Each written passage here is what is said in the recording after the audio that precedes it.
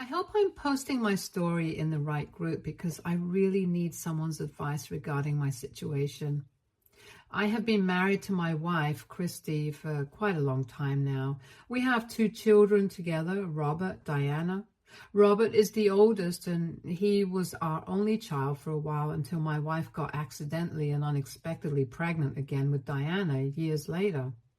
To be honest, both of us wanted only one child, but we were grateful that God had blessed us with a second one.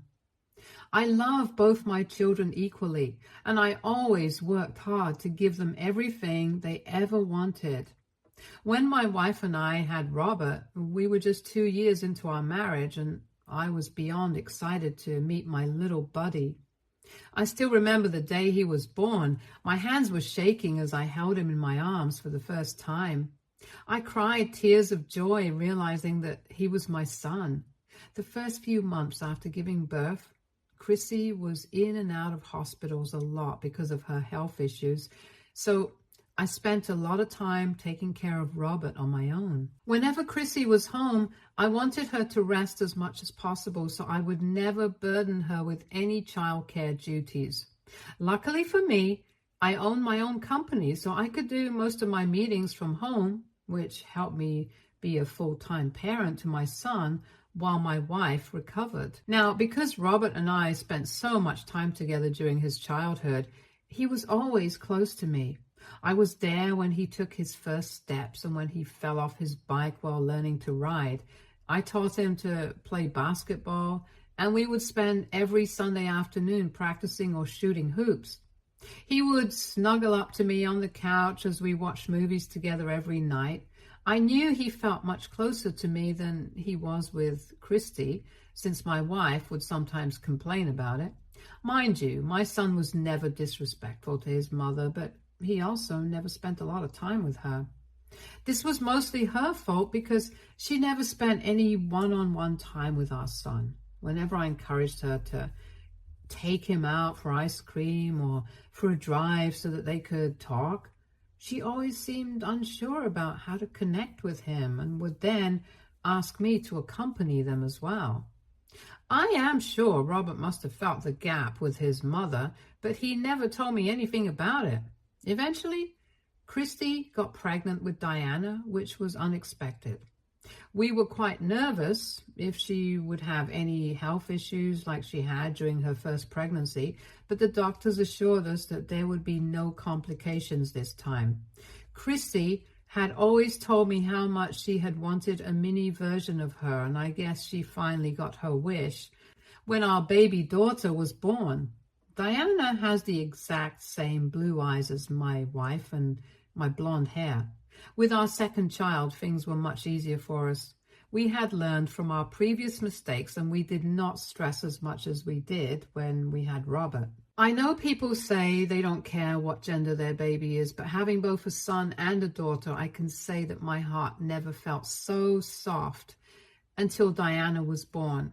As a father, when you hold your daughter for the first time, you feel like you can do anything for them from that moment onwards.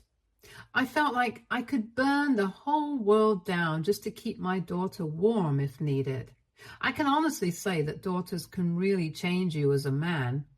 With my son, I was more carefree, but with my daughter, I learned to be careful and felt possessive with her, as I did not want anyone to harm my baby girl. Both Kristie and I were a little worried during our second pregnancy because we wanted Robert and Diana to get along, but there was an 8.5-year age gap between them, which can be significant. Luckily for us, things worked out. Robert was a wonderful older brother to Diana right from the start. He would lovingly hover next to her and just watching her sleep or play with her when she was awake. My son was really attentive to his baby sister right from the start, and I am proud to say that both my children have always been very close to each other. This is exactly what every parent wants, honestly. Nothing beats having your sibling as your best friend. Now that we have talked about my children, I would like to elaborate more on my marriage. Kristie and I met when we were in college. I was a nerd, and as a child of immigrants, I had clear goals in mind that I wanted to achieve after college. I watched my parents work very hard throughout their lives, and I always aspired to start my own company and earn enough money to give my parents everything they had ever wanted. Kristie, on the other hand, had a much easier life than mine. She came from an upper middle class family. Let's just say that she did not have to worry about money. I met Kristie for the first time at a party where she was blackout drunk and partying with her friends. She was beautiful, and I knew that she was way out of my league, so I did not even bother striking a conversation with her. However, the next time we met at a party, Kristie approached me and asked me to dance with her. Being a nerdy kid, I didn't know any impressive moves, so we mostly just scuffled around and giggled. Kristie was smart, confident, and an extrovert who had no qualms about expressing herself in front of an audience. Although she gave me a lot of signals to ask her out, I was still unsure about us. Not just because I was an underconfident kid back then, but also because Kristie partied a lot those days. Like, she could party until the sun came up the next day and was always surrounded by her friends. I have always been the sort of guy who doesn't go around dating for fun, so I decided to not ask her out, as I knew it would be a waste of time for both of us. However, Kristie isn't someone who can easily be ignored, and she never backs down.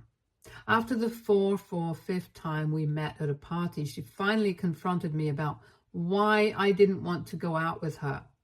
I told her the truth, which she did not like at all. She told me I needed to loosen up and enjoy college life instead of wasting my days in a library. There was something about her that resonated with me. She made valid points about living life one day at a time. Recognizing our mutual attraction, I finally asked her out, and the rest is history. Kristie and I have faced issues with her drinking problem, but we've never broken up. To be completely transparent for the sake of the story, my wife changes into a different person when she is completely drunk. Initially, with a few drinks, she remains her sweet self, but after 5 or 6 drinks, she becomes very nasty to the people around her. In college, people even called her Miss Jekyll and Hyde for fun because it was like she had a completely different personality. I remember the first time I saw her other side was when we were all at a bar for the first time. We had all turned 21 that year and wanted to celebrate at this cheap bar that offered 25% off drinks between 4 to 5 p.m. Everyone was having a good time. Kristie got very drunk and went to the restroom to pee.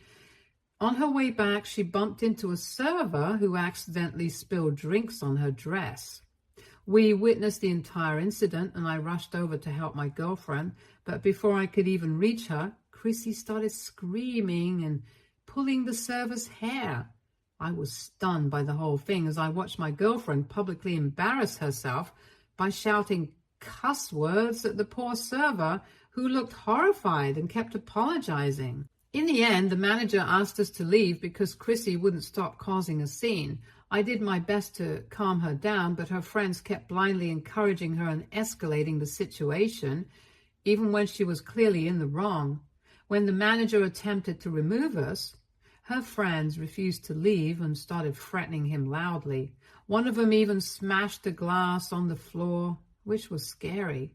I quickly realized if this continued, the manager would involve the police. I'd never been in trouble before and wasn't about to start that night, so I settled mine and Kristie's bills separately with the manager and got ready to leave. Despite my efforts to reason with Kristie to leave with me, she insisted she was right and refused to leave until the server paid for her dry cleaning due to the spilled drink on her dress. Fortunately, I left in time because shortly afterwards the police were called and the entire group was arrested. They had to call their parents to bail them out. Everyone was understandably upset with me for weaseling my way out of the situation. Some even texted me, calling me disloyal and saying they didn't want to invite me to their parties anymore. Honestly, I was okay with that because I didn't want to be associated with people who got into legal trouble. However, Kristie was not happy with how things unfolded. She wanted me to apologize to her friends and kept insisting that we should support each other and stick together in such situations. I explained firmly that unlike her family, my parents wouldn't forgive such behavior. They would be furious if I ever needed them to bail me out of jail. Kristie struggled to understand this because of her different upbringing. Eventually, she had to accept that I wasn't going to mend things with her friends, and if she wanted to spend time with them, I wouldn't be joining her. This is exactly what happened since that incident.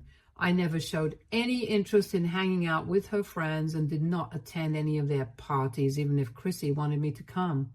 Instead, I focused on working towards my goals and planning my career. And meanwhile, Kristie and her friends continued to get into trouble with the law occasionally, but their parents had good lawyers, so nothing went on their official records. It was only after we graduated that Kristie slowly realized that the same set of friends who liked to hang out the whole day were now too busy in their own lives and were drifting apart, wanting nothing to do with each other. I suppose this is a normal part of adulthood, but it was a harsh reality for her to swallow. Hence, when it was time for me to move away, also, as I had secured a job in another city, she made a decision to move in with me. I never expected us to move in so soon after college, but Kristie was insistent that she would be an ideal roommate. She told me that moving in with me would help her focus on finding a job and being more serious about her future. However, in the first 6 months of living together, it was a struggle for me to pay both our bills and rent, as she didn't contribute financially. The only thing I asked her to do was cook, but even that seemed like too much for her. She would spend hours sitting on the sofa watching TikTok, and whenever I encouraged her to go out to the park or to the gym, she would talk about feeling depressed. It was only after I sat down and talked with her about the financial strain I was under that Kristie finally understood the extent of my responsibilities.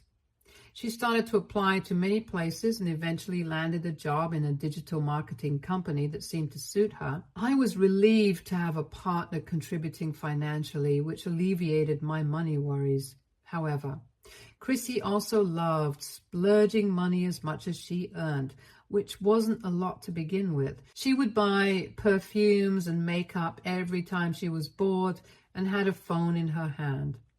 I couldn't count the number of boxes that arrived at our door, all for her. This behavior raised a red flag for me because we were living together and likely heading towards marriage. I wanted a partner who would also save for our future. While I was investing my money and saving for a house, she seemed to have no concrete plans for her financial future. However, I knew I couldn't push her to change. She needed to come to that realization on her own, so I kept quiet, no matter how extravagant her purchases became. I remember once on my birthday, I had saved enough money to buy a car for myself. It was a significant investment for me, and I felt proud of what I had achieved. Kristie was shocked to see that I had enough savings to buy a car and demanded to check my account. She couldn't believe how much money I had saved. I think seeing me make such a substantial purchase made her realize she needed to step up her financial game. She finally started talking to me about investing her money each month, which pleasantly surprised me. She stopped making unnecessary purchases and learned to save her paychecks every month. It was only after seeing this positive change in her that I finally decided to propose to her. At the time, I had a stable job, but my ultimate goal was to start my own business before we started a family. Hence, after our engagement, I left my job to start working on building my company. I'm really grateful that my wife stood by me during those challenging early days when I was working tirelessly to get my business off the ground. Although I had saved enough money so that I never needed to rely on her financially, those days were incredibly emotionally frustrating, and I needed her unwavering support more than ever. Starting a business isn't easy, and it requires a lot of dedication. Being a perfectionist, it was particularly challenging for me to learn how to manage and delegate tasks effectively to my team in order to grow my business. Kristie and I got married only after I had successfully built the foundation of my business, as I wanted to ensure I could provide for her. Over the past 28 years, my business has expanded and grown significantly. I earn well. Thanks to my business, I have fulfilled my dream of being able to provide my parents with a comfortable life. Kristie was also able to leave her job to become a stay-at-home mother.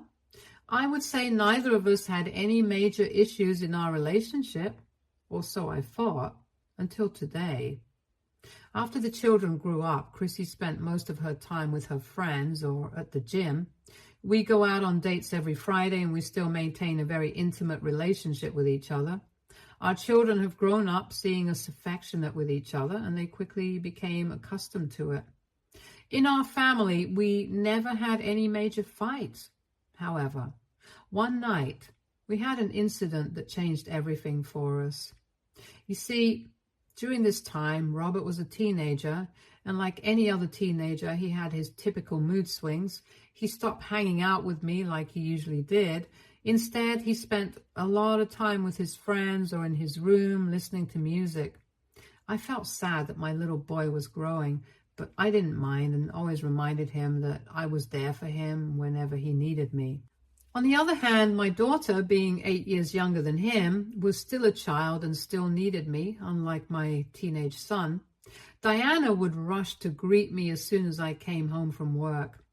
I cherished the way her eyes would light up whenever she would spot me, holding a teddy bear of flowers behind my back to surprise her. I guess you could say that Robert might have been a bit jealous that I spent most of my time and attention after work on Diana. It was never my intention because I always tried to include him as much as possible. However, I think another issue was his relationship with his mother. She didn't hesitate to show favoritism towards our daughter. She loved how similar Diana was to her and would often point it out. Sometimes I would privately urge her to spend more time with Robert as well, but she would always dismiss my concerns, telling me that he probably just needed his space and I was overthinking things. I don't know what issues she had with our son, but she never gave him any time of day. If they ever did talk, it was always just small talk. Hence, it did not come as a surprise to me when Robert started to rebel slowly. It began with him talking back to his mother, but it escalated when he started sneaking out at night to drink with his friends. One night, he even took my car keys without permission and was caught by the police while driving under the influence. I was shocked to receive a call from the police in the middle of the night informing me about my son's situation. Fortunately, they decided to give him a warning since it was his first offense. I was furious and gave Robert a stern lecture about how he was jeopardizing his future. I expected my wife to support me, but instead she defended Robert, saying that young people needed to have fun sometimes and that what he was doing wasn't much different from what she had done herself. I was shocked because this was not something I wanted our son to hear. That night marked the first major fight in our family because it felt like she was reverting to her irresponsible self from her college years. I felt I had to step up as a parent because she seemed like how our son was acting irresponsibly, thinking it reminded her of her own past. Robert, on the other hand, did not care and told me that he just wanted to be alone. I tried to encourage him to go for therapy, but he refused, telling me that he didn't need anybody's help. He continued to be defiant, would talk back to us at home. We would frequently receive complaints from the school about his incomplete assignments and disciplinary issues. It was like he was becoming a completely different person altogether. Whenever I wanted to sit down and talk to him, he would dismiss me or keep quiet the whole time just to avoid any conversation. His behavior started to worry me a lot, and during this challenging period, I also had to travel extensively for work as I was in the process of expanding my business. Looking back, I realize I might have neglected my responsibilities as a father.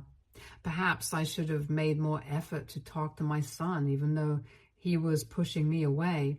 I wish I could have held on to my son and taken away whatever it was that was troubling him. One day it all came to a head when I returned home from one of my work trips to hear my wife and son screaming at each other. As I entered the kitchen, I found broken glasses and plates strewn across the floor. My son was facing my wife, yelling about how much he hated her. Instinctively, I positioned myself between them to protect my wife because I did not like the way my son was screaming at her. My son then, upon seeing me, redirected his anger towards me, accusing me of being a coward and yelling at me for being a deadbeat father, which deeply shook me. I attempted to calm him down and ask my wife what had transpired. But he continued shouting, insisting that our marriage was a sham and accusing us of lying to him his entire life. Confusion clouded my thoughts as I struggled to comprehend what he was insinuating. My wife sternly intervened, reprimanding him for discussing our marriage and reminding him that he was too young to make such accusations. My son argued back that he was disgusted with us and did not want to live with us anymore. I was at a loss to understand what could have triggered such a reaction. But he refused to explain himself. Frustrated by his behavior, I demanded that he apologize to his mother for the hurtful names he called her. But he scoffed at me and adamantly refused. He insisted he meant every word and expressed how sick he was of pretending that we were a perfect family. I tried to reason with him, reminding him that no family is flawless and that name-calling wouldn't solve anything. However, he lashed out and started to blame me for everything and even claimed that I didn't deserve to have children. His words cut deep, and I was taken aback by what he had spoken. In a fit of anger, I did the unthinkable. I slapped my son. I deeply regretted my actions the moment my hand connected with his cheek. The room fell silent as shock registered on everyone's faces. My son staggered back, clutching his cheek in disbelief while my wife gasped audibly, her eyes wide with horror. I had never laid a hand on my children before, and the realization of what I had done hit me like a ton of bricks. Guilt and shame flooded over me as I stepped back, unable to comprehend my own behavior. My son's stunned expression turned into a mix of anger and hurt, and I could see tears welling up in his eyes. Without a word, he ran upstairs, leaving my wife and me standing in stunned silence. She approached me and offered a half-hearted hug, murmuring that it would be okay, and suggesting I apologize to him later. I stood there, my hand trembling, realizing the damage I had caused to our family. About an hour later, as I helped my wife clean up the kitchen, the doorbell rang. And before I could reach the door, my son hurried downstairs to answer it. It was his grandparents, my wife's parents, whom he had called to come and take him with them. They were already aware of the incident, and while they understood the situation, they reprimanded me for my actions. I attempted to apologize to my son in an effort to mend things, but he ignored me as if I didn't exist. He had packed his bags and went away to live with his grandparents. He didn't even stay to say goodbye to Diana, who was at a friend's place celebrating her birthday at that time. Initially, we hoped this move would be temporary, but Robert eventually made it clear he had no intention of returning home after that incident. I did everything humanly possible to seek his forgiveness. I apologized daily, attempted conversations when visiting his grandparents' place, where he often locked himself in his room, and sent countless texts pleading for communication. Despite my efforts, my son ceased all contact with me. The only ongoing expectation was to financially support his education while he lived with his grandparents. I also talked to my wife regarding the incident, and she explained that Robert and she had an argument about his homework that escalated quickly. At that moment, I had no reason to doubt her account, especially considering Robert's previous behavioral patterns. For a long time, I believed that my son's apparent hatred and abandonment was solely because of that one incident. When my son got into college with a full scholarship, I couldn't have been prouder of him. I sent him a text congratulating him and expressing how proud I was. I ended the message with another apology. However, he responded with a long text asking me to stop sending him these messages and stating that I was no longer his father. His words echoed the painful memory of that night when he called me a deadbeat father despite all my efforts to reconcile with him. I had apologized countless times for that one slap, and if my son continued to hold such resentment towards me, I felt there was nothing more I could do to repair our relationship. That conversation marked the last time we spoke. These past 5 years, I've deeply missed my son a lot, and I think about him all the time. Despite no communication with me, he has maintained a steadfast relationship with our daughter. Diana sometimes updates me and my wife about our son, but mostly we avoid discussing his name because it's too painful.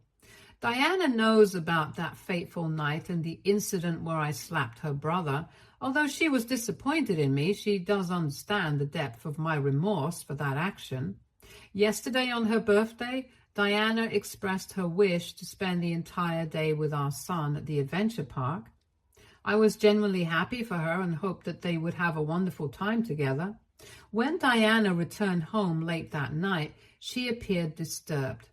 While Kristie had already fallen asleep, I stayed awake to ensure our daughter returned safely. I also hoped to catch sight of our son in case he accompanied her back. When I asked her about her day, Diana shook her head. Concerned, I inquired if something had happened to her. It was then that my daughter asked me if I knew the real reason why Robert had left that night. Confused, I asked her about what she meant, but she told me that Robert misses me even though he will never admit it, and he had shared something troubling with her that she found hard to believe. I pressed her for details, but Diana suggested that I should probably go through the emails my son had apparently sent me years ago. Initially, I believed my daughter might have misunderstood Robert because if he had ever sent me emails, I would have undoubtedly responded to them. Checking my Gmail, I found no emails from Robert. Puzzled, I wondered why he would tell Diana he had emailed me if he hadn't. I recalled having an old email address that I hadn't used in years, which I had used to create my Facebook account. Although I hadn't used it in a long time, I thought it might be worth logging in to check for any emails from my son. Even though I had forgotten my password, I managed to recover my account successfully. Imagine my shock when I found several emails from my son sent over the years just waiting to be opened in my inbox. I began reading through the emails he had sent, and I soon realized that my son would send me an email every time he was having a difficult day. It brought tears to my eyes as I went through his messages. In his recent emails, he expressed his regret more and more about not opening up to me sooner, about the real reason why he left that night. In it, my son recounted the night he had argued with my wife. He described returning home from school to find her in bed with someone else. Naturally, he was furious and started to yell at her. In return, she threatened him, insisting he keep the secret to himself, warning him that revealing it could lead to our divorce. She also told him that I had supposedly been cheating on her during my work trips and that we had an open marriage. This revelation utterly disgusted our son, leading him to call me all those names, believing his mother's accusations were true. It wasn't until years later when he started going for therapy that he realized just how his mother had clearly manipulated him. By staying connected with Diana, he gradually understood that our marriage was never open and that his mother had been the one cheating behind my back. He ended the email by expressing how he didn't have the courage to face me, knowing that he was the one who had walked out of the family and had mistreated me for years. As I read his email, I felt a rush of shock and sadness. It was like a punch to the gut reading the truth my son had been holding on to all these years. I felt betrayed and angry realizing that my wife had been cheating on me all these years, and I had absolutely no idea. My life feels like it has fallen apart. What should I do? Should I confront my wife about this, even though I don't have any proof? What if she denies it, especially since she rarely admits to any mistakes? Update 1. Hello, everyone. It's been a week since I last updated.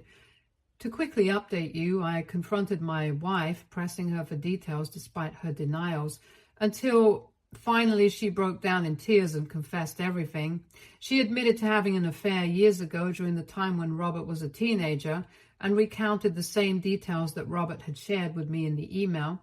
She confessed that she was afraid of losing me, hence she had made up the lie about us having an open marriage just to shut Robert up.